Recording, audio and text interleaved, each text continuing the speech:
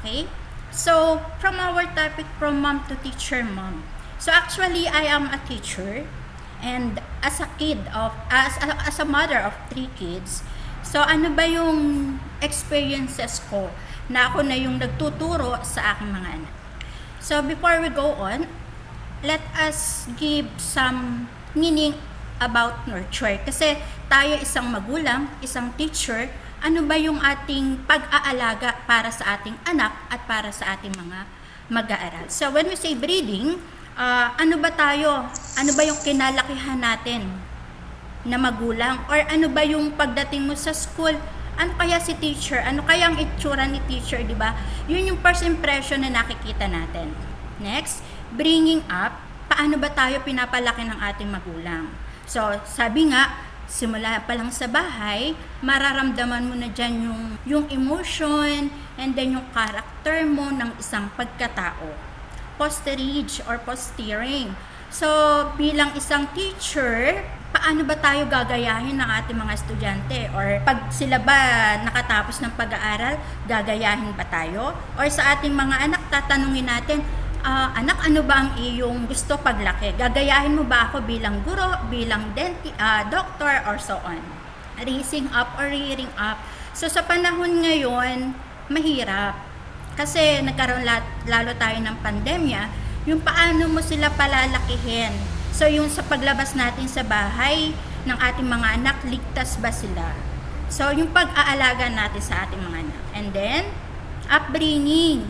So, ito, lifetime to, kung paano natin susubaybayan ang kanilang paglaki. So, ganun din sa pagiging guro. So, from kinder hanggang sa higher grade, college grade, or masteral degree man yan, or kasi yung pagpapalaki, ano ba yung simula't simula, paano ka nagsimula, and then, ano ba yung nadala mo hanggang sa iyong paglaki. So, makikita nyo po sa screen, yung mga gawain ng isang ina, at gawain ng isang guro. So, pagka ikaw ay nasa bahay, ako as a mother na nasa bahay, pag naka-work from home, andyan naka-line up ang ating mga gawain, maglalaba, mag-iinis, and then yung halos lahat ng gawain sa bahay, ikaw ang gagawa. And then pagdating naman as a teacher, so yung pagiging resource mo, support, mentor, helping hand, learner. So, although yung terminologies between a mother and a teacher ay magkaiba, pero yung gawain, para sa akin, as a kinder teacher, yung pagiging resourceful mo, paano mo maaakit ang iyong mga 5 years old kasi, andyan yung pag-aalaga mo sa iyong mga estudyante. And then, at the same time, yung pagiging learner natin, tayo bilang magulang, bilang isang guro, natututo tayo kung ano yung ugali ng ating mga anak, ano ba yung ugali ng ating mga naging estudyante. So, here's my picture of my family. My eldest daughter, grade 7. The young boy, grade 5. And my little daughter is grade 3. So, ito yung time na nung last, kasi previous lang nung nagkaroon ng pandemic, yung feeling mo na ay gagraduate ang anak ko. 'Di ba? Proud yung as a mom na proud na aakyat sa stage, and then at the same time makikita mo bibigyan ng award pero hindi nangyari. So yun yung during that pandemic na nakakamiss na ay hindi kami nakaakyat ng stage, hindi namin nakita na nag-graduate or moving up ang ating mga anak. So as a mother, okay na rin na kasi mas naging ligtas tayo. Yung following the health protocol. Ayan po ang aking mga anak. Ano ba ako bilang isang magulang? So, hindi lang ako basta pag nasa bahay, isa akong magulang, isa akong ina na sumusubaybay din sa kanilang pag-aaral. So, ano yung struggle sa akin? Kasi ako kinder teacher. So, yung kanilang pinag-aaralan pag minsan, i-align mo. Ano ba yung pinag-aaralan ng grade 7? Ano ba yung pinag-aaralan ng grade 5? Ano ba yung pinag-aaralan ng grade 3? So, minsan maiisip ko sana may face-to-face na lang. Pero hindi. bilang isang ina, andito tayo, nakasubaybay tayo para gabayan yung kanilang pag-aaral. So yung time management as a mother. Kasi pagdating mo sa bahay, ang daming gawain, hindi mauubusan ng gawain. Pero yung pagdating sa pag-aaral ng mga anak mo, dapat bibigyan mo sila ng oras para, at kahit pa sabihin nilang, mama gusto ko mag face to face na lang. So hindi, yung dito ko nakita, dito ko na-experience na ay iba't iba din ang ugali ng aking mga anak. So, yung sinasabi nila, mama, sana mag face-to-face na lamang. Kasi gusto ko si teacher. Parang mas feel nila na kahit ako teacher, mas hahanapin nila na magkaroon talaga nung na teacher talaga nila, yung as advisor nila. So, yung feeling ko na, ay, anak, teacher din naman ako, di ba? Pero iba yung way, yung strategy na kapag ang bata ay nasa loob ng paaralan. So, yun po. And then, so nung magkaroon ng pandemic, na nag-declare na postponed ang ating opening of classes, na nagkaroon tayo ng memorandum, ng memo na ma-adjust hanggang October to open the classes on October 5 to 9. So, ano ba yung naging struggle sa akin? Kasi as a teacher, marami kasing gawain eh. Yun yung moment na by March nag-declare ng lockdown. Hindi pa kami tapos ng pagpapacheck ng grades, ng forms, and then ang daming gawain na postponed. Pero yung ating preparation as a teacher ay talagang mahaba. Talagang ginugol din namin ang oras para magkaroon ng opening of classes. So makikita nyo po sa screen, ako po ay isang learning resource coordinator, LR coordinator sa aming school. I am one of the teacher na nag-ayos, nag-sort, nag-bind ng self-learning modules. So during that time na GCQ, talagang kami pumupunta sa aming center house ng printing para makapag-produce ng self-learning materials. So yan po yung aming preparation para sa nalalapit na opening of classes. And then, yung pong last picture na yan, ayan po yung orientation na namin, yung ginagawa namin preparasyon, orientation to the parents, para naman maging aware sila sa mangyayaring distance learning. Kasi po dito sa aming paaralan ay modular distance learning. So sabi ko po sa kanila, as a mom din, ang sabi ko sa kanila nung kami ay nag-orientation, malaki ang responsibilidad na magiging hamon sa magulang. Kasi po as parent, sila rin ang magtuturo habang sila ay nasa bahay. So yun yung encouragement ko sa kanila na magtutulungan tayo para sa ating mga anak ng pag-aaral. Ayan po. So ayan po yung during classes na. So although mahirap na kasi yung iba po ay walang cellphone, hindi sila makapag-provide. So ito po yung monitoring na ginagawa ko sa kanila. Minsan ang problema yung internet access, cellphone, yung gadgets nila. So ito po yung mga gawain na monitor ko rin ang aking mga estudyante. Kasi yung sa kanila, gusto nilang pumasok eh. Nung makausap ko sila, gusto ko na pong pumasok sa school. Pero yung kahirapan ng sitwasyon natin na hindi pwede. Kaya ganyan po ang aming ginagawa, nagmo-monitor po kami, contacting through video or text. Okay, so ito po yung video presentation ng aking pinsan. She is a teacher also in high school. So related to sa ating topic ng from mom to teacher mom. So siya ay a Filipino teacher near in our barangay na talagang masasabi nyo na yung time management, ano ba yung goal, ano yung masaset mo bilang magulang or bilang isang teacher, paano mo maibibigay yung responsibility mo sa iyong mga anak and then sa iyong mga estudyante. Malaking papahalaga ang ating ibinibigay para sa edukasyon dahil itinuturing natin itong susi para sa pagbabago ng ating mundo. Ngunit paano kung magkaroon ng malaking pagbabago sa takbo nito? Binalot ng pangamba ang buong mundo dahil sa banta ng pandemya dulot ng COVID-19. Kaya't ang tanong ng marami, lalo na sa sektor ng edukasyon, paano tayo magpapatuloy? Naglatag ng iba't ibang pamamaraan ang kagawaran ng edukasyon upang maging ligtas ang bawat isa sa pagbubukas ng taong panuruan 2020-2021. Ang buong komunidad ay nakikiisa sa pagharap sa hamon na ito sa sektor ng edukasyon.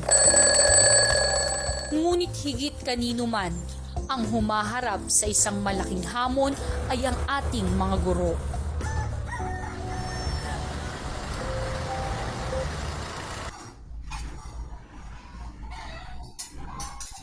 Pwede si Paling, painumin mo ng tubig, ha? Opo. Oo. Get! Get si Paling! So, kapag nag-iisip ako, ano nga ba yung nabago? Ano nga ba ako ngayon? Ano nga ba si Ma'am Melay ngayon? Ano after ng itong pandemic na kinakaharap natin ngayon? So, maraming nagbago.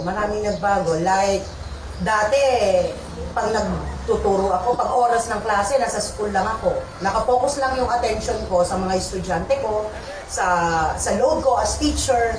Kumbaga, pag pumasok ko, pag gising ko sa umaga, pagpasok ko sa school, ang focus ko lang is, nasa school ako, magtuturo ako, kung ano man ang kailangan gawin sa school, doon lang ako nakafocus. Ngayon, kailangan kong magstay sa bahay, pero at the same time, kailangan kong i-attend yung mga pangangailangan ko as teacher sa school.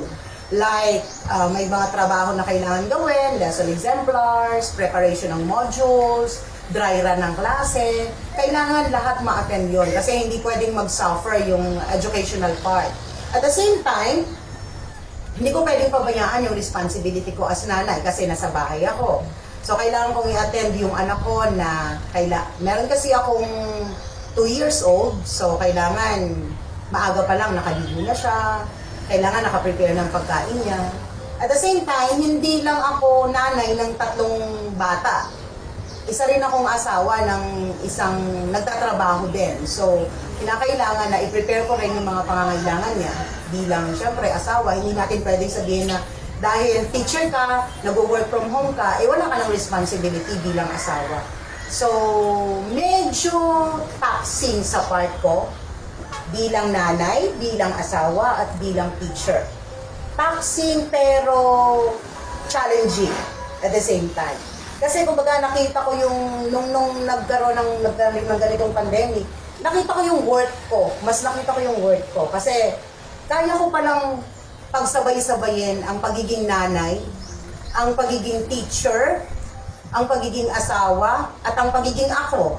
Kasi hindi natin pwedeng pabayaan yung tayo. Kasi pag pinabayaan natin yung tayo, wala na tayong magagawang mabuti sa kapwa natin. So, siguro kung ano man kung merong naiturong malaki sa akin yung pandemic na ito, bilang nanay ay nakita ko yung malaking work ko para sa mga anak ko.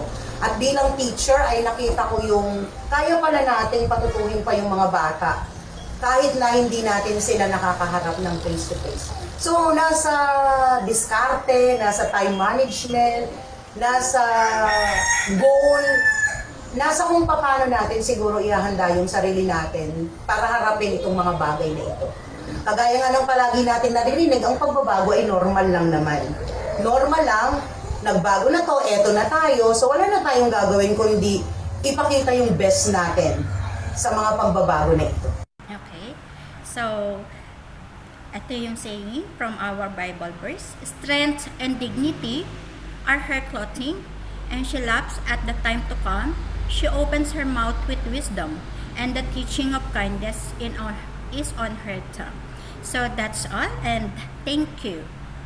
Good morning, everybody. Good morning from Germany because it's still morning. It's just almost 8 in the morning. So I woke up especially for this event. I'm supposed to wake up in 1 hour, but I woke up at 5:30 just for this because I'm really excited to connect and communicate with all of you. And Attorney Gruta, I really love the word beloved. Thank you so much. Okay. So thank you, and so good morning from Germany, good afternoon from the Philippines. I'm really happy to be part of this, and especially that I would be speaking to my fellow wires. And I mean, maybe in the introduction they did not say I was a wire since I was 14 years old, and this year I just turned 41 last year. So from 14 to 41, it's like wow! I just realized it this morning, and 27 years as a Y member. And maybe just to correct the introduction, I'm also not working for the Central Bank of Germany. I'm working for the European Central Bank. So what do I do? So I'm a civil servant. So I'm working for the European institution. I'm based in Germany, but the central bank is based here. And as you know, we're having an economic crisis right now. So we're very, very actively involved in monitoring the policy of the monetary policy in Europe. So we have the euro, it's being used not only in Germany, but in 19 countries. So we have a big responsibility to monitor this one so that we don't really go into recession. And I mean, we're always in the press every day. So it's really a lot of work for us. So yes, so I do a lot of monetary policy monitoring. And by that, I mean, I do 100% full-time job at the office. So pre-pandemic, so what was the routine for the family? It's more of, we start with a good bedtime routine. So because now we're involving the kids, I just wanted to start with what we were doing during the pre-pandemic. So pre-pandemic, we start with a good bedtime routine. The next morning, we start with, we try, okay, it's not always perfect, but we try to start with a very nice, very early morning routine. So we wake up the kids at 6, and then they have breakfast, and then 7 in the morning we're already rushing. I have to drive them to my workplace, because from my workplace they take the school bus and bring them to the school. And then I work from 8 in the morning until 5 in the morning. Then by 5 their school bus comes back to my workplace. Then again we drive home for half an hour and then have breakfast. After that we help with their assignments, and then bedtime routine again. So that was the routine every day pre-pandemic. It's very structured, so they know what to expect, and also I know what to do. And so I was all the time in the office for during the day. And of course in the office it's very convenient because I do a lot of drafting tasks. So we really have to do a lot of briefings, and I need a lot of focus and privacy. So of course in the office we are privileged to have a very nice workspace. So we have a door that you can close and you have no distraction at all. And then you can finish something. And then of course you have the privileges also at work that, you know, when you're hungry, you just go to the vending machine, and then you just go to the canteen during lunch. You don't have to cook. So of course, working from home, it's totally different because you have to still to cook. You have to do a lot of things, and then you have to clean. But in the office, you have to, you know, you have some cleaners to help you do these things. So pre-pandemic and during the lockdown, it's a totally different situation. And then so in Germany, they introduced the light lockdown. They call it light lockdown in mid-February. And then from then on, we had to work from home. We call it teleworking. So I'm not like the one in the bank, like giving money. We don't do that. So at least was privileged to at least work from home. And then the kids were also sent to stay at home. So it's called light lockdown because we can still go out. We can still go to the groceries, everyone, the kids. So it's totally different from the Philippines, because hearing it from the situations of my sisters in Baguio City, I think we have people from University of Cordillera.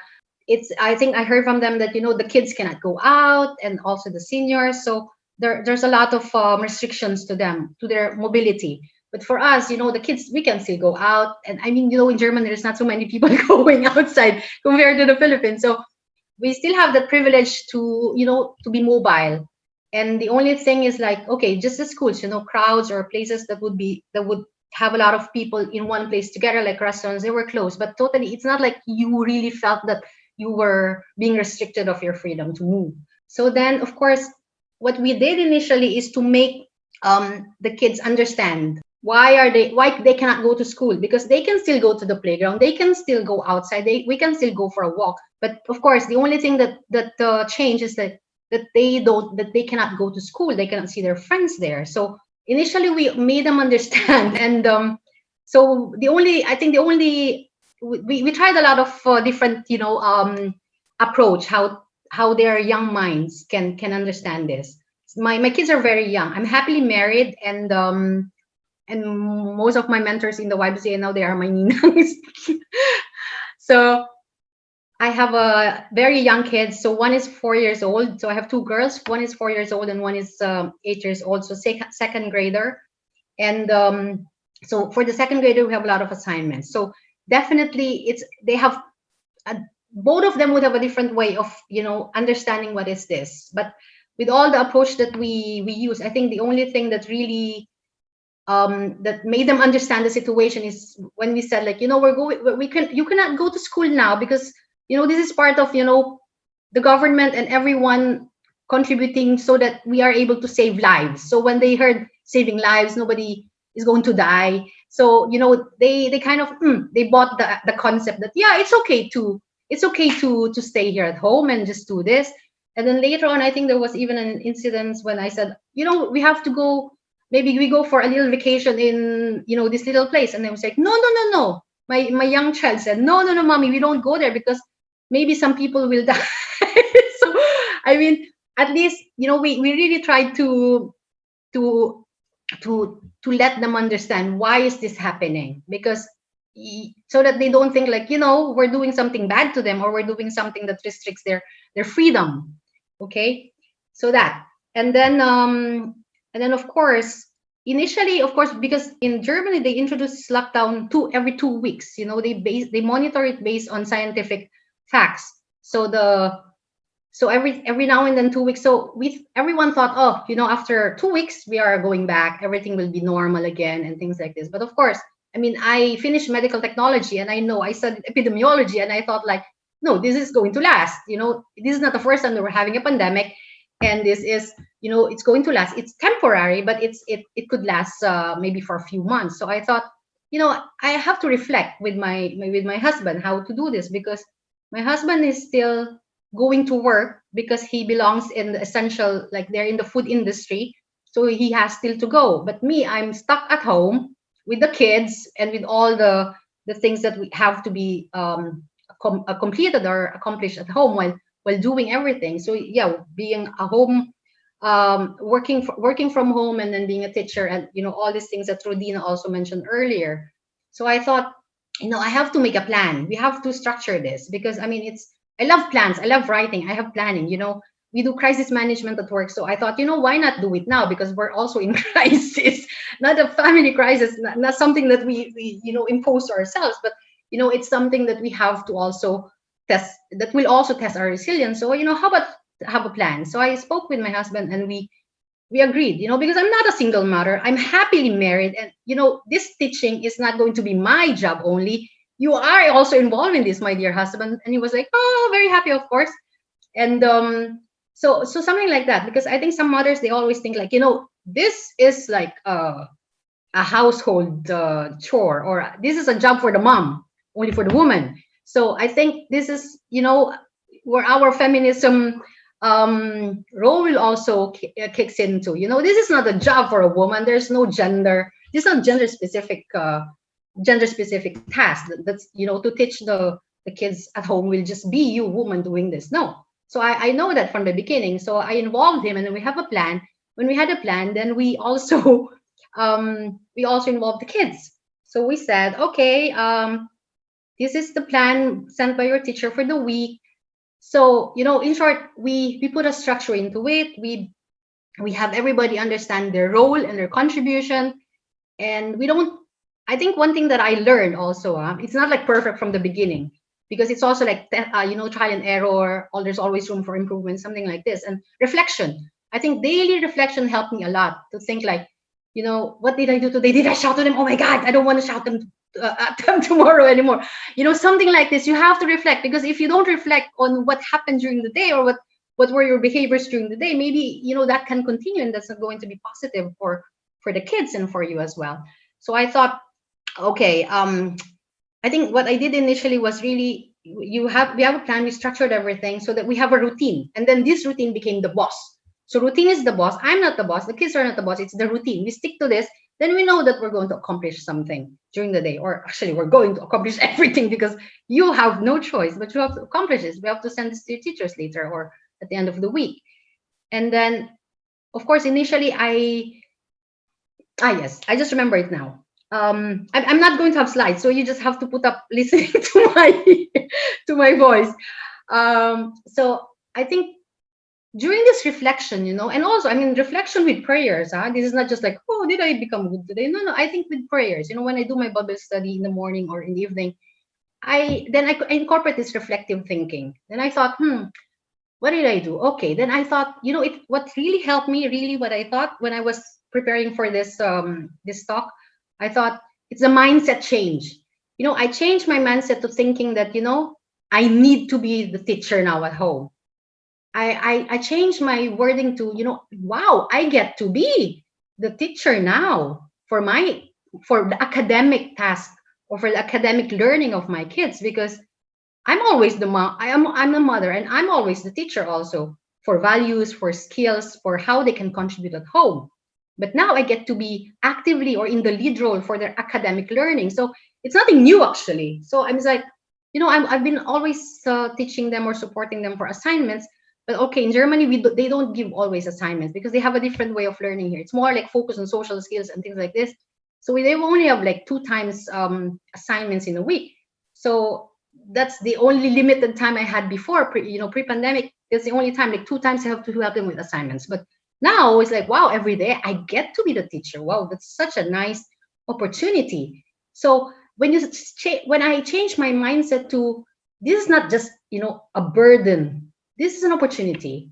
I get to be the teacher now, and that's very nice. This is temporary, Now we have all these vaccines coming in. This is going to be over in no time. So, and of course, I mean, in Germany, when you don't bring your kids to school, the police will come knocking at your door.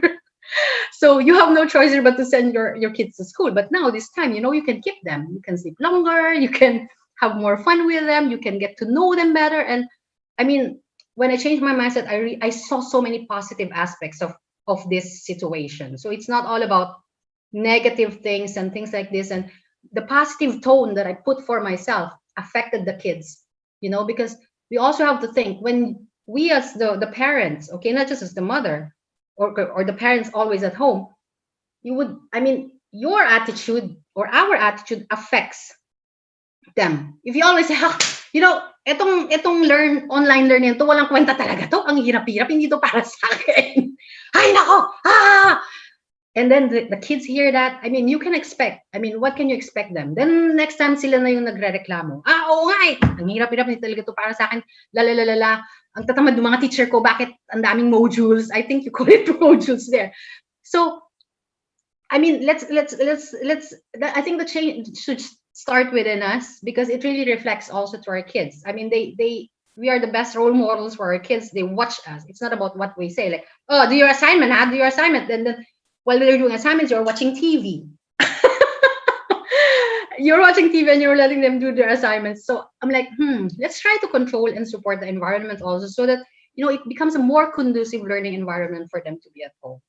So I think I'll start with that. And I'm very excited to have an interactive, learning with all the participants. I really look forward to having some questions and answers, because I'm not here to say, hey, bye. By the way, I'm perfect. I'm perfect mother now. No. I think we don't aim for perfection. We always aim for progress. There's always room for improvement. And, if today parang nagalit ka sa mga anak mo, or you said some things that you didn't mean, I mean, you can always change that. And, there's always, you can always change things, and everything can be changed. And just, it's just all about really the mindset and also structures. So I hope that, I think that's it for now for the introduction.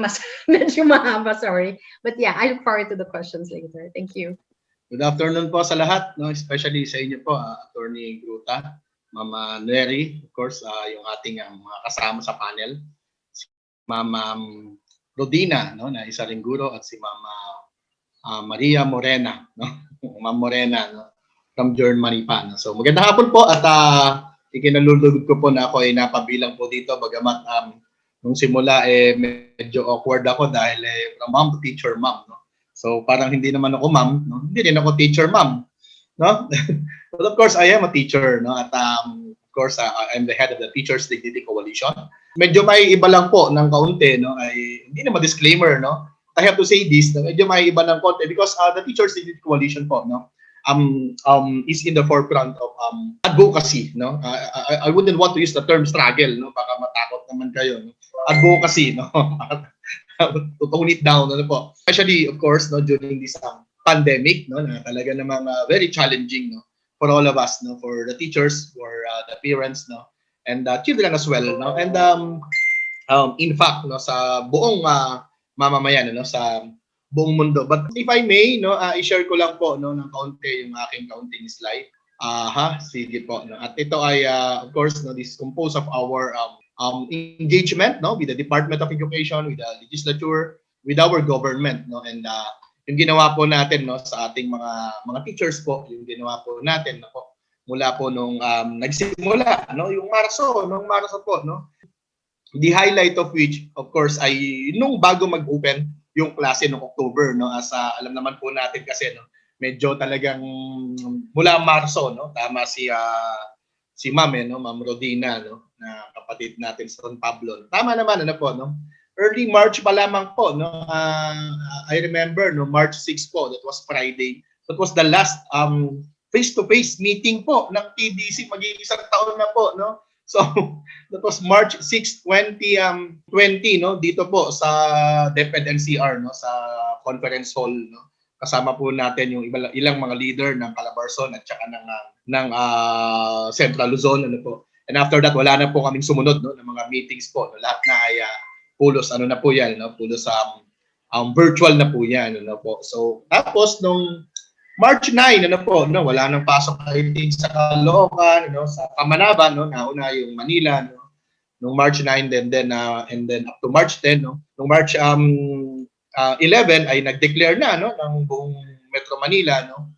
And eventually buong Pilipinas, no, po, no. And then doon na, no, sinara na, no, yung ating mga eskwelahan, no. And that was the beginning po, no. This very challenging situation, no, for our education system, ano po. Na hanggang ngayon ay challenge pa rin, ano po. I wouldn't want to use that term then, ano, na problem. Of course, marami talagang problema, sabi niya kanina ni attorney, no, pwedeng i-share ko daw, ano po, no. Ako naman po, no, ever since naman positive naman po tayong mag-isip, ano po, no, at even with this pandemic and even with these problems or challenges, no, facing our teachers, no, nandiyan pa rin naman po yung mga teacher natin, hindi naman nawawala, no. Of course, we have to raise issues, no, issues which are legitimate, no, issues which are valid issues po, no, ng ating mga guro, no, and most of them are welfare issues, no. Syempre, hindi naman natin yan mayaalis, no, sa panahon ng may pandemya, sa panahon na may crisis, no, sa panahon na, well, this crisis, no, is actually economic and health crisis, ano po, and social crisis, no, basically po, no, ang hirap po talaga nito nung inakaharap po natin, ano. And of course, we have to guard then, ano, yung lahat po, no, sa ating welfare, no, basically ng ating mga guro. So much for that introduction. Medyo matagal na, I understand 5 minutes lang, no, but I will really try, ano po, no, to make it short, no. Alam naman ni Ma'am Neri na mahilig ako magsalita at mahilig ako sa mikropono at mag-video, okay. Ayun po, no, of course we have these recommendations, no, to the Philippine government, specifically the Department of Education, ano.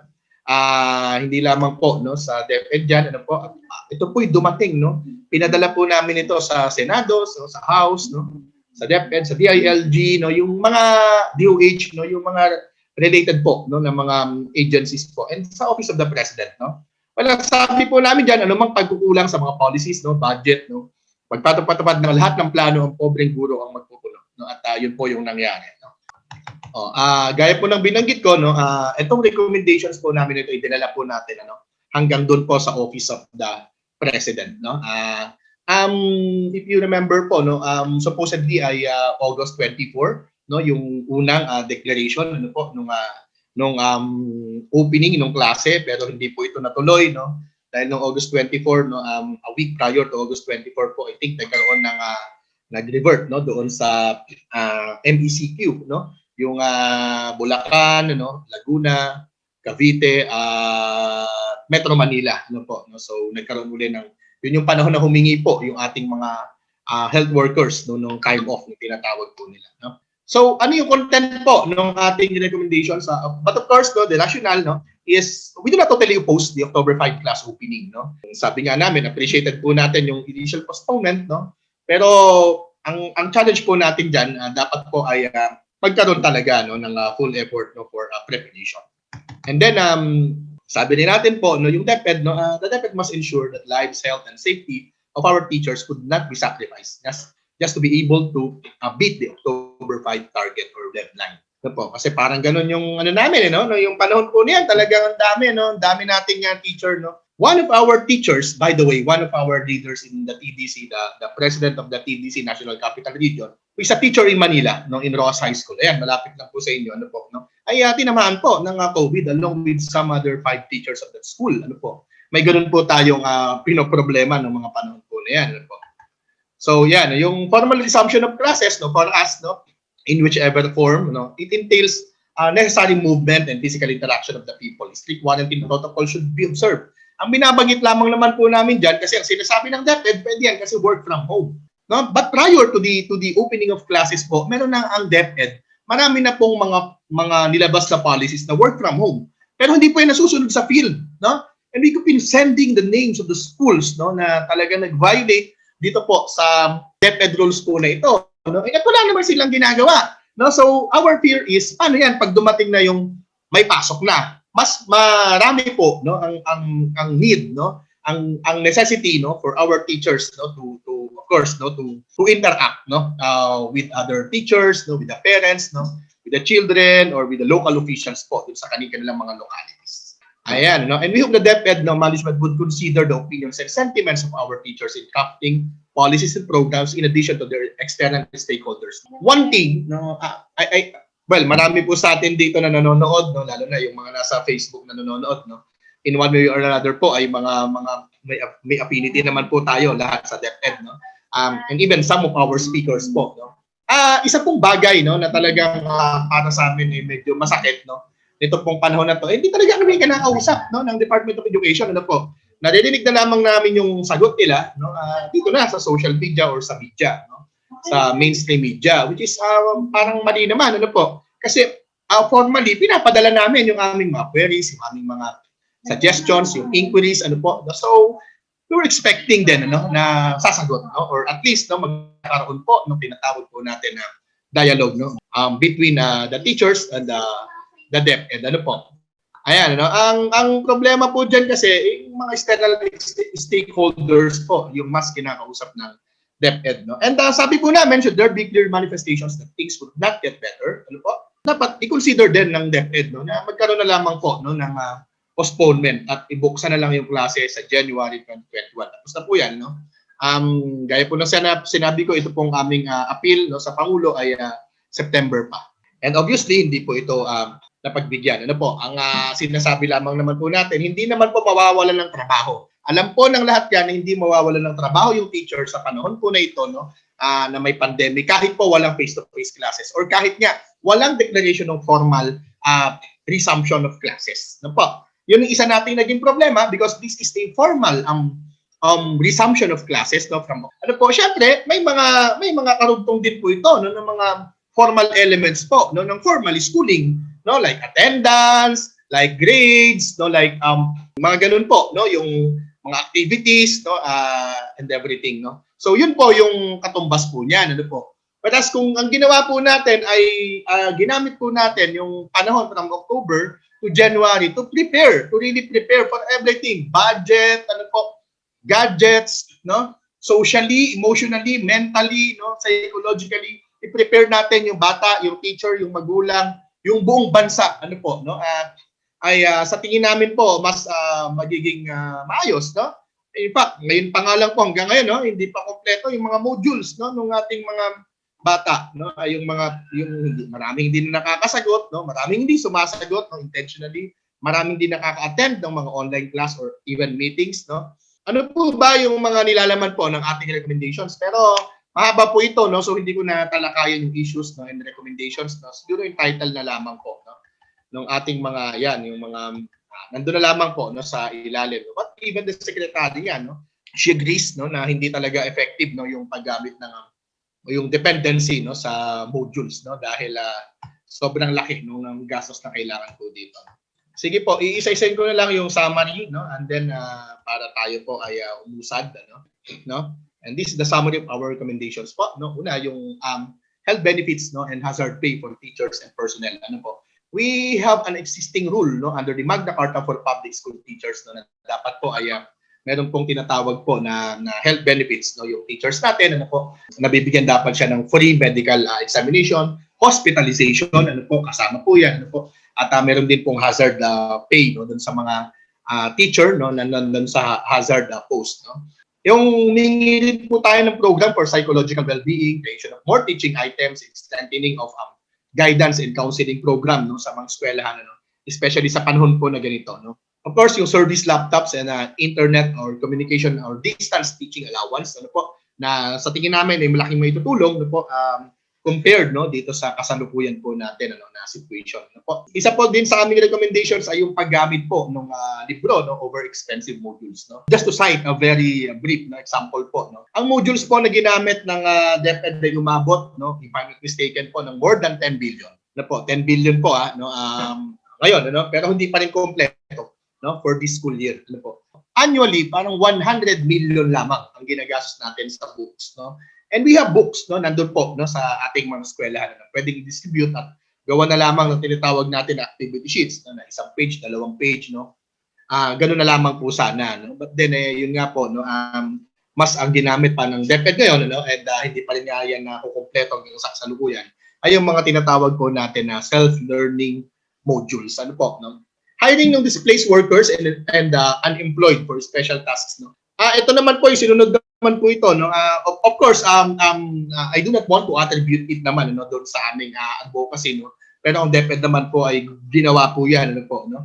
In fact nag-hire sila ng mga tinatawag learning assistants no. Learning aid whatever no. Sige po maaalala ko po mamaya yan ano po no. Nag-hire po sila niyan no para tulungan ano po yung ating mga magulang yung mga bata no doon sa ilang mga piling areas na by the way yung number 4 po marami pong mga districts no schools no na ginawa po yan ano po na gumamit ng aklat no assistance to private schools no hiring of displaced private school teachers and stoppage to overloads no for our teachers no simple lamang naman po no ang sinasabi lamang naman po namin diyan ay marami po tayong mga displaced no private school teachers no dahil marami naman talagang eskwelahan ano po ay hindi naman talaga permanent no yung pag-hire no hindi regular yung mga empleyado po nila sa private schools no so syempre kapag ganoon no sa oras na talaga hindi ka nakakailanganin hindi ka nakukunin no and of course no with or without this pandemic po naman talaga no ay wala naman talagang job security yung mga kapatid natin sa private schools no at least marami sa kanila mas marami no sa kanila ano po at isa pa syempre dahil sa pandemic, maraming schools din ang hindi nag-operate, no? At least for this school year, no? Okay.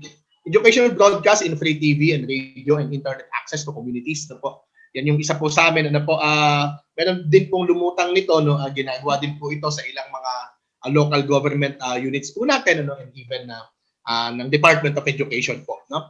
On policies on loans of GSIS and private lendings, private lending institutions po no meron lang kaming problema diyan ito medyo internal na yan no sa aming mga teachers no pero syempre no ang binabanggit lamang naman po diyan kung yung bayanihan na law ay nagsasabi no na may moratorium dun sa pagbabayad ng mga utang dapat po titiyakin na walang nakatago ng mga interest no and finally ang sabi po natin ano po kung talagang pwede no kung uubra ay dapat i-consider na yung resumption ng classes no sa January 2021 which obviously hindi naman po natuloy no we had our engagements po no and actually this is ongoing po no in fact kanina no ngayon po no bago po ako pumasok ay nag-leave lang po ako sa hearing sa House of Representatives ano po no? Sabi ko nga kay Ma'am Neri kung anong oras ba yun pala ay para pala itong panel no so parang talk show no so walang sequence ano lahat ng speaker dapat magkakasama ano po ayun no so iniwan ko po muna no yung hearing po sa Congress at mukhang mahaba pa naman ano po makakaabuti ng gabi yan ano po so of course no we had this meeting with Basic Education Committee Chair no Congressman Romulo no nakipag-meeting din po kami syempre no sa Senate Basic Education Committee Chair, no, Senator Sherwin Gatchalian. Ano po, nakipag-meeting din po kami sa iba pa, no, kay Senator Risa Ontiveros, no. Nakipag-meeting din po kami sa iba pang mga committees, no. And of course, we were present po, no, in several occasions po, no, in both houses of Congress, no, kapag meron pong ganiyang problema, no. Siguro pakita ko lang po, no, ng maiksi, no, itong aming mga ginawa din, ano po, no, na may kinalaman naman, ano. Pakita lamang po natin, ano po, no, itong aming mga ginawa, no, na nakita po natin, ano, sa social media, no, so kung nakikita po ninyo, yan yung ilan sa ating mga pictures po, no, pati itong relief, no, drive na ginawa po namin, ano, sa Caloocan. Hindi lang sa Caloocan po yan, Malabon, Navotas, Valenzuela, at Bulacan, ano po, no. Ayan, para po doon. Yung mga teacher po natin nagambagan para makapagbigay po ng bigas, no, doon sa ilang mga tricycle drivers, no, jeepney drivers, pedicab drivers, at ilang urban communities po. Ayan, ano po. So, even yung ating private schools, no, ay kasama po, no, doon sa in-advocate natin. Sige, no, yan lang naman. Sorry po, maraming mga pictures dyan, no, na may kinalaman po, no, doon sa ating advocacy na ginagawa, no.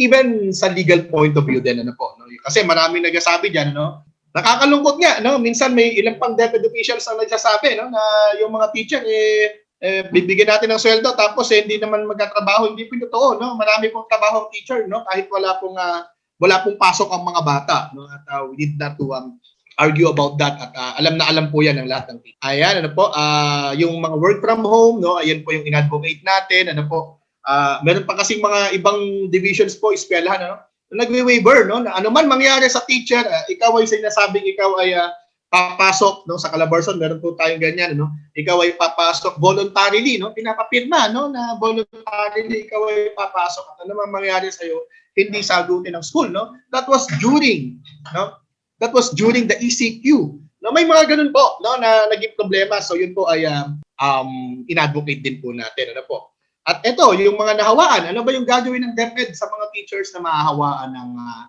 COVID, ano po. No? Ito po ano ba yan? Ayan, ano? Parang tungkol yata yan doon sa mga teacher, no, na nagmomotor, no? Ayan, ano po? Yun, yung meron na kami natanggap na mga ulat na maraming mga guro. No? Sa bilang po namin, ano po, yung mga talagang merong relasyon sa amin, may kaugnayan sa amin ng mga teachers, umaabot po ng 120. No po, more or less yung mga teacher po na nahawaan po. No? Product yan nung struggle, no, ng advocacy, nung pakikipag-usap, no. Kaya nakukuha po namin, ano po, na pe-persuade namin, ano, and to some extent na nakakausap pa rin naman namin yung ibang mga DepEd officials po, no, tungkol po dito sa paglalabas ng clarification, no, on work from home, ano po, yung mga ganyan, ano po. Ayan, no. Ito po yung tungkol sa SONA ng ating Pangulo, no. Ayan, ano po, yung ating, hindi lang naman ako yung nasa picture parate, no, minsan chairman ng TDC-NCR, TDC Calabarzon, ano po, at ito naman yung aming Secretary General, no. Ayan, ano po. No? So, ito yung sinasabi po namin, kung seryoso ang DepEd sa work from home, ipagbawal ang physical reporting para sa mga non-essential tasks, no. Kanina may binabanggit si Madam Morena, no, na may essential task yung kanyang husband, no po. Ganun din po, ang DepEd po ay may essential tasks po sa DepEd, no, kasi dapat nag-ooperate yung school. Pero basically, yung pong teaching, no, which is an essential task, no, ay pwedeng gawin, no, remotely. At yun po ay maliwanag na iniutos ng DepEd, no. Hindi nga lang niya lang na ipatutupad ang kanyang sariling utos, no. So, this is the person I'm talking about, ano po, si Sir Nono Ingera, no. He's the president of TDC-NCR, no, at siya ay nagkaroon ng COVID, no. Definitely, no, dahil wala namang may COVID sa lugar nila, no. Pero sa co-teachers niya ay meron pang 5, no. Ibig sabihin, no, doon po sila nagkaroon ng hawaan, no. So, ayan po, no. Kaya po, no, kanina may picture po ang pinakita, no, na nagbi-meeting po tayo, no, with the Chair Romulo and Chair Gatchalian ng Education Committee, no, ng Senate, ng House at Senate respectively. For Teacher Rodina Burgos. Teacher Rodina, how do you solve the problem of indifferent pupils or lazy pupils now that you are using the self-learning modules? Okay po. So for me po, kasi since ang aking laging kausap ay yung parent, so tinatanong ko muna sa parent, Mami, ano bang ugali nito? Ano ba yung gusto nito? Ano ba yung ayaw niya? So, itong mga previous, nitong first quarter, ang laging sumbong sa akin ng parent, Ma'am, hindi po sumusunod ang anak ko sa akin. Kasi sila na po yun na nagsasabi, Ma'am, hindi po sumusunod, gusto po talaga kay teacher. Kay teacher lang siya nakikinig. So, ang ginagawa ko po, through call or yung monitoring namin ng video call, doon ko po kinakausap yung mga bata. Para yung encouragement na anak, tatawagan ko sila, kailangan yung gawin to. Konting tiis na lang. Ginaganon ko sila, konting tiis na lang, tayo papasok na dito sa school. So, yung encouragement ko, yung collaboration ko po sa parent, ang akin munang tinatanong, ano ba yung ugali or character ng kanilang anak? Para yung strategies ko, kung paano ko sila bibigyan ng technique, paano sila may encourage para gumawa nung isang task na dapat ay gawin nila. Kasi iba po pag nandito sa school, ako yung mother nila. Yung pahirapan na iiwanan ng magulang, naiiyak dun si bata, ako si teacher, iko-comfort ko sila na andito si teacher, wag ka nang umiyak, hindi kita aawayin, yung ganun, di ba? Paupuin mo, iko-comfort mo sila. And then yung mga tamad na bata, kasi ang hirap ng ating situation ngayon, long distance. Sila nasa bahay, ako nandito sa school. So yung through monitoring lamang, through tawagan, video call, dun lang po yung aming connection. So dun ko po nakikita, naoobserbahan na ay ganito yung batang to. So yung encouragement mo as a teacher na kailangang mapasunod mo to si bata, and then at the same time, yung i-advise mo si mami, si parent na, Mami, kailangan mong bigyan pa ng ibang strategies na aaliw-aliwin mo si anak mo para makinig. Kasi yung isa pong parent ko, experience ko talaga, lagi niya nagsinasabi, Ma'am, ayaw po talagang makinig sa akin. Gusto po sa inyo lang, sa teacher lang. Ang sasabihin sa kanya, hindi ka naman si teacher gusto ko kay teacher. So yung sa part po namin na gusto namin magkaroon ng face-to-face, so yun lang ang naging basehan namin, yung magkaroon kami ng video call. I just want to maybe add something, if I may, if I Of can course. add maybe to support what Rodina answered.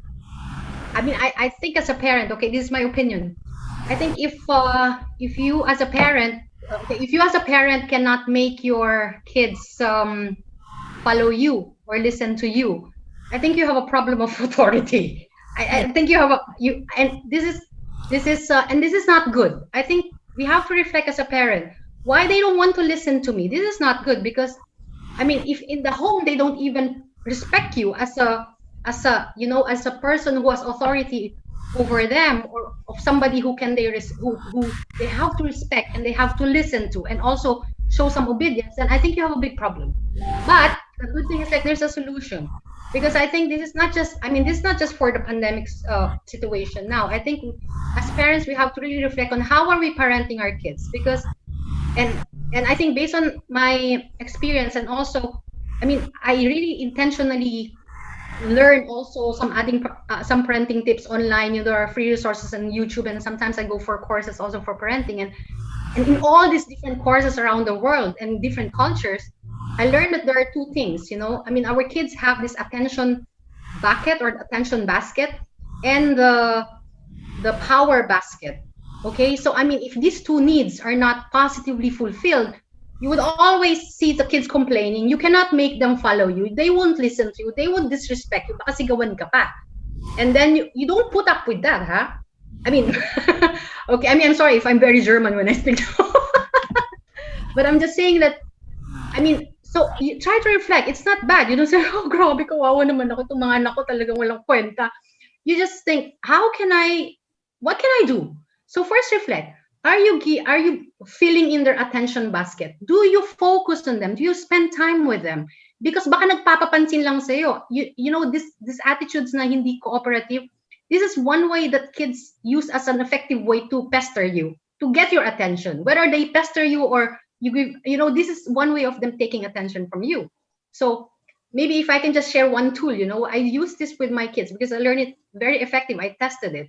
I call it the mind, body, and soul time. So I do it only like really intentionally for like half an hour a day.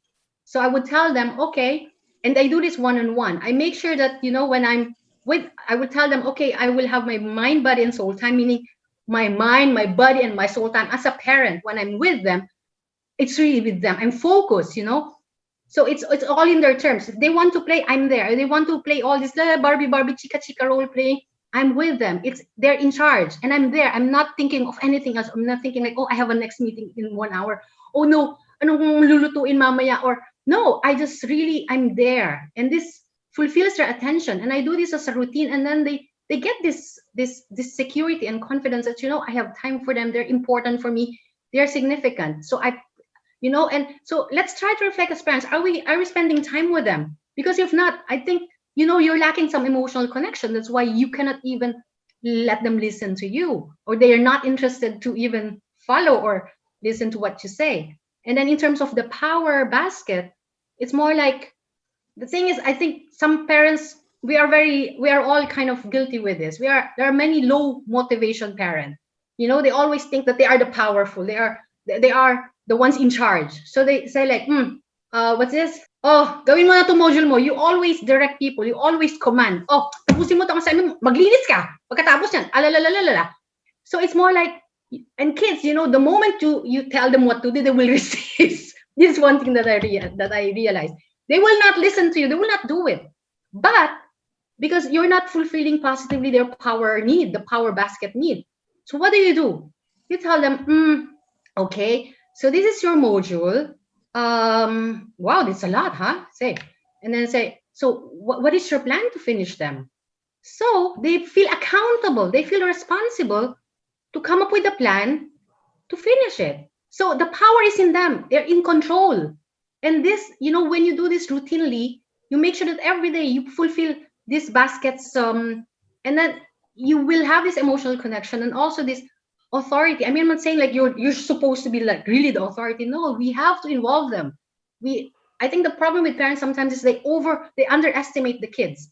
They think like, ang hirap na ng module, grabe, pati yung teacher hindi ma-explain maigi dun sa video lesson. Sige, ako na nga ang gagawa para mas mabilis. This is no, don't rescue. No rescue policy. No rescue policy. As parents, I think our description is to develop our kids to be well-functioning adults when they go into the adult world. If you keep on taking the responsibilities for your kids to do your assignments, you're not teaching them to be responsible, and this is not good. I don't think I don't think you want to rescue your kid every now and then. So try to have this emotional connection. I mean, these are like little things. Listen to them. Maybe look at their TikTok videos if they're very happy to share it with you.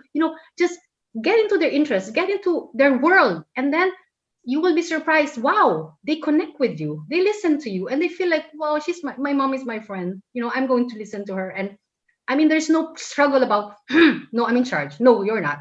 So that's just my 2 cents, to attorney. Thank you, Ms. Morena. My question which we got from the registration. Actually, it's a question from Rodina, I guess. Rodina is working. She does work from home, same with Morena. So how do you manage your time? As you do household responsibility, work from home time?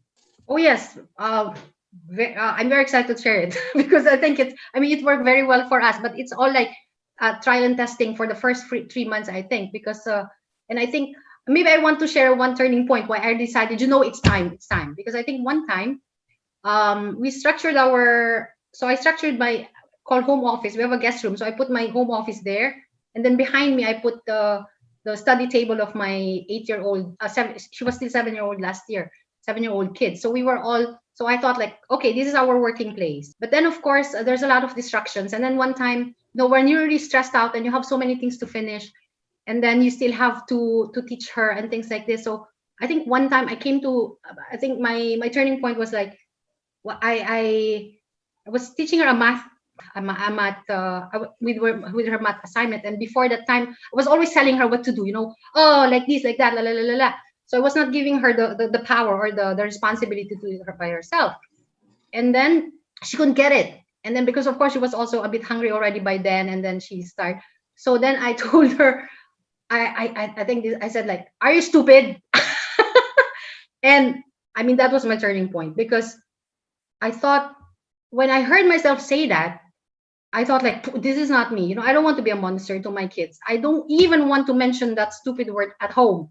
I don't. It was her first time to hear that. So then when I said that, and then I was like, I think my husband heard it. So he looked, and then then he gave me the signal that, please, And then I went to my bedroom and I cried, So that was my turning point, because I thought like, well, I don't want to say this to my kids. I don't want to tell them, I mean, at least I didn't tell her you're stupid. I asked, are you stupid? But it doesn't matter. It's the same thing. But for me, that was my turning point. So like, I don't want to be this kind of parent who insult my kids. I don't want anybody to insult my kids. And I also, as a parent, will not insult my kids. So that's my turning point, when I thought, we better structure this so that, we don't stress everybody. So the plan, what we do is like, now they go to an international school, so they have a very good plan. So they send us like the weekly plan and a day with the daily plan. So what we do in the morning is like, so what is my structure? Of course, the mother sets the tone. I wake up I'm the first person to wake up. So I shower, I exercise, I pray. And then I prepare myself, like I'm going to work. I dress up. I'm not like in my pajamas and, buhok, bruha, bruha everywhere at home. No, I prepare myself so that when they wake up, they see, oh, mommy's prepared my makeup. Nagtatagalog din sila. So they're like, what's this? They really say like, oh, we're ready. No, we are in school mode. Mommy's in work mode. Let's do it. And then so we showed our daughter. I mean, she knows, of course, in the beginning, of course, we explained and we trained them. We took time training them. Okay, when you wake up, you go to the laptop and then you can see there that your plan for the day. So we call it a Padlet day. It was sent by school. So they see, okay, these are the tasks for today. And then she reads it by herself. And then she chooses what she wants to do. And she knows that, okay, by 12 noon, before lunch, she has to finish all her assignments. So she wakes up at 9. And then she has like 3 hours to finish all those, because she decided, we asked her, what is your plan to finish all these tasks? And then she said, I want to finish it before lunch so that I can play the whole afternoon. And this was her decision. So we let her decide. We don't tell her, you have to finish that before you eat lunch, huh? No. It was her who decided it. And of course, they want to save face. I mean, the kids know they're very advanced. They don't want to be, ayaw na mapahiya with their own words. So like, no, I'm going to finish all this. And, she finishes it in 2 hours. Even before 12, she's done. Because she looks forward to playing in the afternoon free learning. It's all just playing with their Barbies and everything like this. So this is this is what we do. Like we present the structured the plan to them for the day. And again, I want to emphasize, plan is very important, because I mean, even us in our lives, if we don't have a plan, we just like live every day like it's nothing going to end. But we are mortals. There's an end. We are going to die. So how about having some goals? So daily goals. What is your plan? And they buy into that when they know that they can contribute. They really help. So of course, it's not only like assignments.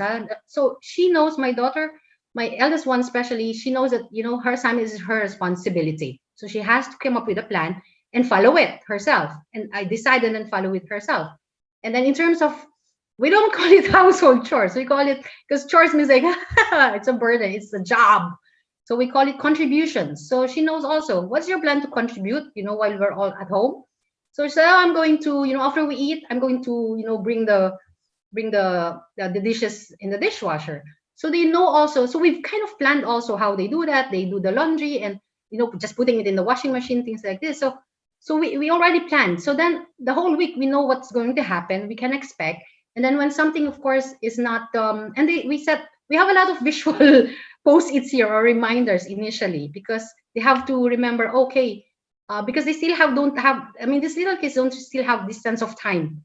So at least, they have some visual reminder like, okay, when I finish this is the next, and things like this. So I think it's more like you need visuals if you're dealing with little kids. And again, with in terms of, I think, bigger kids, you just help them understand the plan or the structure for the day, what they have to do, they decide, and then they can do it. Now, if they have some difficulties, you give a lifeline. You can say, yeah, you can call the teacher, or call a friend, or call a parent.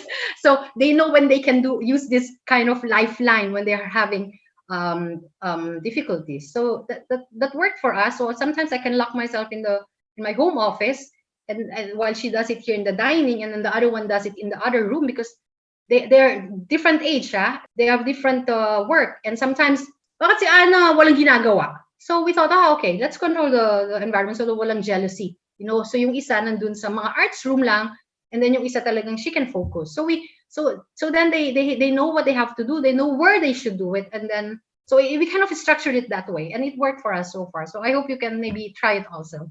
Thank you. Now we have a question for Mr. Benjo. Yes, ma'am. Yes, ma'am. Okay. Opo. So the question is, how many of these 9 recommendations have been satisfied and implemented? Yes, sir. Yes po, yes po. We cannot really say, ma'am, no, na ito ay nagmaterialize, ano po. But of course, I would just say na partly yes, no, like for example, yung health benefits and hazard pay, no. Yung DepEd ay nagbigay po ng 500 pesos, no, for check-up, no. So that is actually, no, according to them is to comply with the provisions of Magna Carta. That's for the number 1, no po, no. Yun naman pong yung number 4 po, yung use of available books, no. So hindi ito naging policy ng DepEd, no, but then marami po, no, na ating mga locals, no po, ay nagbigay, no. I mean, ginawa nila yan, ano po, no. So may mga district level, merong mga schools, no, and even divisions po, no, na they really encourage, no, their teachers or schools po, no, na para ipamigay, no, i-distribute sa mga bata yung mga books, no, para siya yung maging basis ng kanilang pag-aaral din naman, no. On top of the modules din na dinidistribute, no, kasi kulang naman po talaga, no. Ito namang mga service laptops, no, internet and communication or distance learning allowance, no. Of course, yung 300 pesos na binabanggit namin kanina, no, for reimbursement, that is a part of it, ano po, no. So we do recognize, no, and at one point, syempre pinapasalamatan naman namin ng DepEd, no, na bagamat hindi direct, no, and as I've said, no, we cannot really attribute that, no, doon sa aming advocacy, no, but yes, of course, no, we have to appreciate din naman, ano po, yung actions po ng DepEd on that particular matters po, no. And then ano pa ba, no, yung laptop po, no, yung internet access, no, sa iba pong mga LGUs talagang ginawa po ito, no. I could mention some, no, of course, Manila, no, Pasig, no, Taguig, no, QC, Bacoor, Malolos, no, at nako, sorry sa mga hindi ko nabanggit, no, pero may mga ganyan po, no, meron pong mga ganyan, no. Yung displaced workers po, no, and unemployed, no, for special tasks, no, ay nagawa din po ito, no. May mga I think 3,000, no, but that's I would say, no, a low number, no, as compared to almost 22 million, ano po, na learners ng public schools, no. But then again, kesa wala, no, pwede po nating sabihin, ano po, no. And then yung private schools po, no, I think, no, doon sa bayanihan law, no, ito po ay naisama, no, yung pagkakaroon ng assistance, kasi yung unang bayanihan law po, yung bayanihan law 1, hindi po sila kasama, no, pero itong second bayanihan law po ay kasama na yung mga private schools, no, sa private school teachers na makakakuha po ng mga ayuda, ano po, no. And then ginagawa rin naman ng DepEd yung educational broadcast, no, in free TV, no. Ngayon po sa GMA ay I think meron na din po sila, no, doon sa meron ng may access na po yung DepEd po doon, ano po. Yun pong radio, no, sa radio po, no, I was in Tarlac po, no, the other day, no, nung when was that, Monday, no po. Ni-launch po nung Tarlac Division, nung probinsya po yung kanilang Aral Tarlacenyo, no, na tinatawag po, no. Ito ay radio and TV broadcast po, no, na mapapanood sa buong probinsya ng Tarlac, no. So maganda po no. Pwede, if you remember, ito yung sinasabi din, no, ng isang kongresista, ni Congressman Marcoleta, no, nung hearing, no, na sinasabi niya, bakit kayo ay gastos ng gastos sa module, pwede naman pala, no, yung radio. Of course, hindi naman pwedeng isa lang po, hindi naman pwedeng module lang, In the same manner, hindi naman pwedeng radio lang, no po. Ang sinasabi lang naman namin dito, attorney, no, somebody must speak, no? Somebody must raise questions or issues, no? At nang sa gayon po ay mapag-uusapan to. At I just want to clarify din na hindi naman ito dahil kami ay reklamador o kami ay nagrereklamo, no? Na parang dinidismiss na lamang kagad na kami ay opposition, no? To some extent, kami rin po ay nare-red tag din, no? Na sinasabi din po, no? In some particular places po, no? Or localities, no? All right, so in short, most of the recommendations are partially implemented or have become inspiration for other divisions to implement. So, congratulations to the coalition. Hello, good afternoon. I'm a teacher. How can you best encourage mothers to work with you? That this new normal should be a partnership between mothers, parents, and teachers. So, who's going? Okay, Miss Rodina. Answer that po. Kasi sa amin po, meron kaming binuong group chat ng parents and as teacher. So kung saan malayang mag-chat ang parent kung katanungan tungkol doon sa pag-aaral ng kanilang anak. At the same time, bago po kami magbigay ng module or nung additional activity sheet, pinapaliwanag po namin sa aming mga magulang kung ano yung gagawin doon sa learning task na ibinigay. And then, quarterly po, meron kaming parents orientation, parents meeting. Para po ma-cope up yung mga katanungan ng parents.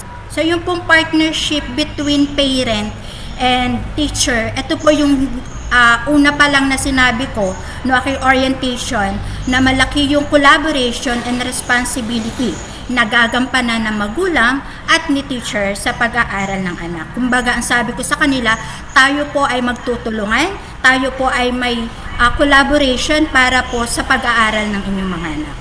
So, binigyan ko rin po sila ng duty. So, although sasabihin nila, ma'am, hindi naman kami ang teacher. Di ba po? Miss na sabi, may lumabas na issue na sa kanila na lang daw ang sweldo ng guro. Ano po? So, hindi po yun mangyayari kasi po ay, hindi naman sila license. At the same time po, hindi lang po kami basta teacher na pag naka-work from home, walang ginagawa sa bahay. Andyan nga po yung responsibility natin sa ating mga anak.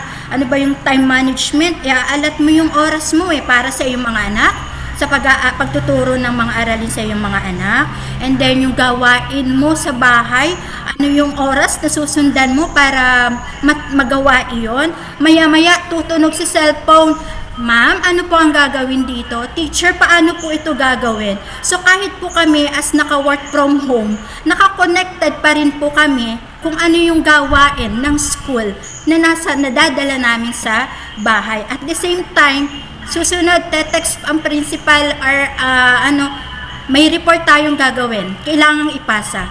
So, hindi po natitigil ang trabaho ng isang guro. Kahit po nasa bahay, ay dire-diretso pa rin po. Kahit po yan ay alanganing oras na, alas 9, alas 10, may magte-text po, teacher, ano po ang gagawin? So, yung experiences po namin as a teacher and as a mom, kasi may tanong po dito sa ating chat box, elaborate ko rin po. So, how are parents who cannot read or write coping with their teacher mom role? So, how are teacher helping them? So, magandang tanong po ito. Kasi ito po yung unang pumasok sa isip namin nung nagkaroon ng pandemic. Paano yung mga magulang na hindi marunong magsulat, hindi marunong magbasa? Paano nila tuturuan yung kanilang mga anak? Diba po? Napakalaking challenge po iyan para sa part ng magulang. So, nito pong nagdaang bakasyon, nagkaroon po ang school namin ng Brigada Pabasa. So, yun po ay kung saan yun po yung collaboration ni parent, ni bata, at ni teacher. Yun po yung naging project namin, Brigada Pabasa, at the same time, yung pong pagmamonitor namin sa mga bata. Okay pa? Attorney Cluta, if I can just add. Sige. Okay. Sorry. if I may, no, because I think this is a very nice question po from Ma'am Marge Lambeta, like, yeah, how are parents who cannot read or write coping with their teacher mom role? How are teachers helping them? So that's why I think regardless of educational level, it's very nice to reflect and be honest as parents. So I'm giving the parent perspective, because me, even for example, if I learn, there are also things that I don't know or I'm not very good at, and because I reflected, you know, for example, I think parents who have no read or write, I think the teachers could maybe tell them to look for other ways, you know, for the helpline. Sometimes maybe in a family of maybe 4, there is an older one who can do the helping to the little ones. So it's not the parents who are no read no write who can just do this, but they're also like siblings who can do this. Siblings who are already in school, you know, they can teach the little ones. Or maybe the parents can, or the teachers can say to these parents, maybe find a neighbor or a relative who is able to do that for you. You know, I think the parents should not really try to be shy and say, you know, I don't really know this. You know, I cannot even read. You know, they just have, I think the teachers can encourage them to be honest to themselves and say, if you cannot really assist your kids, then can you please identify other people, you know, relatives, siblings or neighbors or other people who can help? I mean, for me, I'm in Germany, and sometimes my pamangkin will always send me a Facebook message like, Tita, can you help me with this assignment kasi mommy does not know. Something like this. So I think there are so many other resources that can be done, you know, if the teacher's time is very limited, because of course you cannot really stay for the whole assignment with those families whose parents have no, you know, educational background. So I think that's just what I can say about that. And also in terms of, Ma'am March also asked, how are working parents with 4 kids of different grade levels cope with learning 4 modules within a week? Now my experience is like we have 2 modules for 2 different for 2 kids. One is nursery, and they do it also like phonics, so it's totally academic already. And then I have an 8-year-old, and these are 2 different modules as well. So I think for me, what I do, like what I said, is like, yeah, I introduce what they have. I train them how to understand the assignment, and I tell them, you know, this assignments, this is your responsibility, okay? This is your responsibility. This is not my responsibility for you to finish it. This is your responsibility. They buy that idea, and then, you know, they do it. And of course, I know that for the 4-year-old, I need to spend more time. And then also, I still also use this helpline, like the call a sibling, because I realize that my 8-year-old can also assist the 4-year-old with her assignment. So I think if you have 4 kids, I don't think that they're not twins, but you know, the quartet, no, they're not. I think they're not all the same age, no. I think it's like maybe stairs. So I think probably the elder sibling can help the little ones. You don't have to do it all because you're also working. But maybe we as a parents, we should spend more time to the little ones because, you know, they have a different way to learn. I want to add some info. This is a question na working parents. So Okay. I have 3 kids, grade 7, grade 5, and grade 3. So ang importante kasi dyan, yung time management. So yung focus mo na gantong oras ang trabaho mo, and then at the same time, pag-uwi mo ng trabaho, so pag-uwi ng trabaho, ikaw isa kang ina, isa kang magulang, na kailangan mong turuan ang iyong anak. So yung a little time na maibigay mo sa iyong anak, malaking bagay na yon na na-appreciate ng inyong anak na kahit may trabaho si mami, nagagampanan mo yung pagtuturo sa iyong anak. So yun po. Thank you po.